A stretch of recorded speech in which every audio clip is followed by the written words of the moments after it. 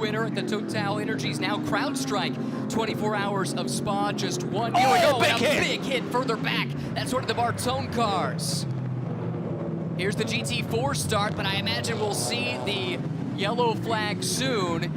Excuse me, that was Jeff Burton in the DXDT car. We've got Smithson around, I believe. That's the pole-sitting car. So chaos here on the opening lap, and a pair of Mercedes looking decidedly second-hand, just 48 seconds into the season. Well, that turn 3 here. Going to have that good GPA at the end of the year, and there are a few drivers that look like they could be in that position. This is the initial start, Calvin. What do you make of it? Well, watch the Funes in. He gets in super deep. He's probably in the ABS there, runs a little bit wide, and that allows Kurtz through. But then as further back, we see the action. Watch a little bit deeper in the pack. Jeff Burton's going to lose control as he comes through there and clobbers the wall. He's just super wide, just understeers straight out. Then you see the carnage right behind him with cars trying to take avoided action with all of the pieces coming off that Mercedes. Burton switching teams to this year to the DXDT squad. Go out early in any event is that you're not going to have a chance to set that flat. Oh, look at Smithson just in there way too deep. He's just hard getting in there. Must have missed his braking point a little bit on relatively cold tyres. George had nowhere to go. A little bit of front end damage, but enough to puncture that radiator. And just moments before that, his teammate had clobbered the wall in turn 3. So what a first half lap to the season for this. Unless it's a timing and scoring glitch. Oh, that's Coleman from the GT4 lead. That's turn 4, I believe. Oh, I wonder what led to this. I was about to point out that James Safronis has dropped down in SRO3. Just in wide. I don't think he was bumped by Jason at all. He wasn't in the same shot at that point, so just missed his braking point. And again, maybe the visual is changing a little bit as the sun is starting to drop ever further. Portions of the race yesterday, clean and green through the first couple of quarters, but as I say it, Will Zock puts the power down too hard. He hits the inside wall. Debris scatters everywhere right in front of this GT4 field. I expect we'll see a safety car very soon. Jason Bell consolidating his lead from the pole. Todd Coleman He just loses the back end of that Porsche. Big impact there, deeper in the field as you see the rest of the field coming through. Here's our front runners. Then right at the back of the pack, I don't think he got touched. It was George Kurtz right behind him in the CrowdStrike Racing entry. I think he did it by himself there. Heavy damage to that Porsche 911 Flying Lizard Motorsports.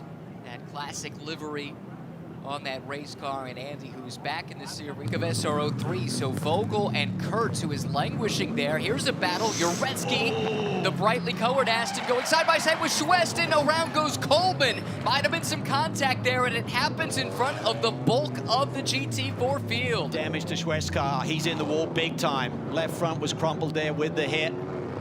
Had no turning ability on that race car, so I think it's got everyone fired up here a little bit, knowing the race is relatively short in duration here to the checkered flag. Got really aggressive in that GT4 field as they went through that turn 4-5 area. Just past the halfway mark. Look at it. It's Uretsky there. Then Schwest dives to the inside of Coleman. Just 2 into 1 doesn't go in that part of the racetrack. And then watch the left front there is completely askew there on Schwest as he now tries to get through turn 7. Might not have realized that was the case. Looked like he was trying to drive away from that incident as if everything was normal. But there's Kurtz, who has gotten past Vogel. Vogel gets loose, spins in front of the GT4 leaders. Bell is still leading. It looks like Uretsky finds that as a chance to get around the outside of Newell, and I think that's for the second spot. It is. I think 1 minute, 40 seconds to go. Should be time for a couple more, and Uretsky is in the tire barriers. That's from second place. Yeah, turn 4, that's been the problem area as well for particularly the GT4 cars. Saw a lot of contact there yesterday. Should be Petersburg. Oh, and problems again late for Todd Coleman. He was on a recovery drive after being spun, it appeared, earlier in the race. It's turn 9, coming towards Bayshore Drive, I believe. 6.5 minutes to go. Memo Gidley looking for his first win, or second win of the season. That's Treffert going off track. Washington the beneficiary. He moves to the inside, and oh my goodness, the two come together.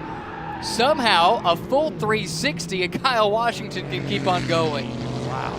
That was a wild one. So we saw Treffert slow off turn 9, the chicane there, and watching it ahead of steam. And sprint away, but behind him there was some great dueling in the GT4 ranks. This was very, very close, a narrow escape for Kyle Washington and Treffert. Yeah, that could have been. This place just got a little bit harder just because of the conditions this morning, and as you can see, it's already bit one of the competitors. That's Alex Vogel off the track in his Porsche 911 GT3R.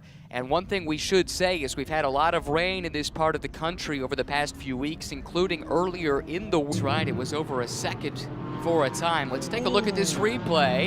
Is that Shani out wide? Yes. Yeah, just got in over the hill, just out wide. You're in the grey, and the road doesn't help you. Just as you need a bit more grip, it goes downhill. A replay of a battle here. Rob Holland, Todd Coleman, and Todd gets up on two wheels. Oh, and a cut tire. Left front is down for the race one winner and the pole sitter, Rob Holland. How did he get up there? Because he was behind Jason Bell, and suddenly it was Coleman attack. Starting to lose traction coming off. I mean, George is keeping it neat and tidy, but Anthony keeps digging deep, asking for a little bit more. Car off. That's Jason Bell. That's on the exit of turn 7. Second place in GT4 at the time of the incident, and he might have nosed into that concrete retaining wall as well. Under 7 minutes to go. And before we went yellow? Ooh.